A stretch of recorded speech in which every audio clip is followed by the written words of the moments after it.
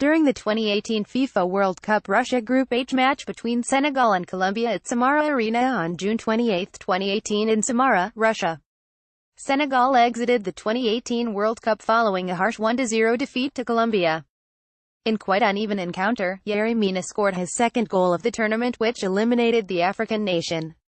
Level on points, goal difference and goals scored, it was FIFA's fair play ranking that allowed Japan to qualify instead. Senegal are probably undeserving of this elimination. They won the first game against Poland after a fine showing, drew against Japan where they should have buried more goals, and were unable to breach a Colombian defense in the final match. For the South Americans, however, they make the last 16 for the second successive World Cup and will face Group G runners-up, England. Senegal were well organized. Aliou Cissé acute organized his Senegalese defensive shape really well once again. Just like the opening clash with Poland, he aimed at stopping the Colombian midfield from having much of the ball.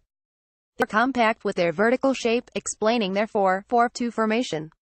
The two forwards, Sadio Mane and Aubameyang, didn't press the Colombian back four highly, instead focusing on closing down spaces for the two Colombian defensive midfielders, Matheus Uribe and Carlos Sanchez. Senegal maintained their shape flawlessly. As Colombia tried to overcome their midfield struggle, they brought their wide players deeper more often, and even that was marked out. As the two Colombian wingers had to come so deep, they were ineffective.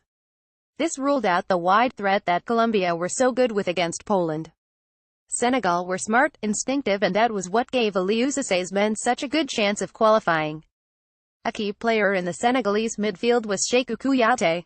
He was the one who linked defense with attack. Supported by Aubameyang, who constantly dropped deeper from his attacking role, Senegal were well linked, well drilled, and were unlucky to not make it through to the next round. However, their second-half no-show deserted them. They probably thought playing to a goalless draw would be enough, but that plan backfired. Colombia were more resilient and determined in the second half to get a goal and make their progression certain, and that proved to be Senegal's downfall. After a magnificent tournament, one half of football saw them miss out on history. Now, the tournament ends with no African nations in the second round for the first time since 1982. Colombia react well. Colombia carried on their form from their previous game, the 3-0 win over Poland. Despite James Rodriguez's early departure due to injury, they were able to trouble Senegal frequently. Their defense is what seems to be most pleasing. Yerry Mina came to the World Cup on the back of an underwhelming season with Barcelona, but after a slow start against Senegal, he grew into the game, adding a goal to his astute performance. Davinson Sanchez, meanwhile, has been one of the best defenders in the tournament, and he was rock solid against Senegal once again. The two have formed a formidable pairing at the back. The form of Juan Quintero has also been encouraging. He has been involved in goals in all the games Colombia have played this summer and added an assist today. Initially deputizing for Rodriguez in the first game, he has now grown in his continued absence. Against Senegal, he operated smartly from the wing, overcoming the rigid Senegalese setup quite frequently. His set-piece delivery has been exquisite, and that fact that he has someone as strong as Yerry Mina aids his skills well.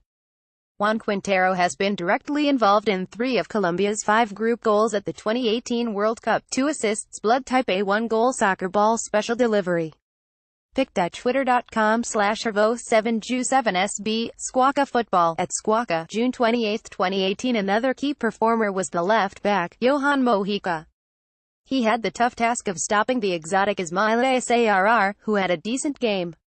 The defender linked up well with Quintero down the left side, and with England to come next, he can expect to find more spaces to exploit in England's 3-5-2 formation, taking advantage of the room given to him by Kieran Trippier's attacking intent.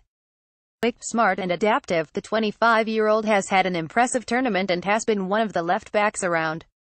Fair play rule, is it actually fair? It seems really harsh on Senegal to go out on their fair play record.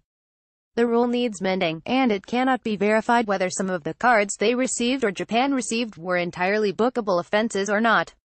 Perhaps there was an error in judgment from the referee or an unfair call.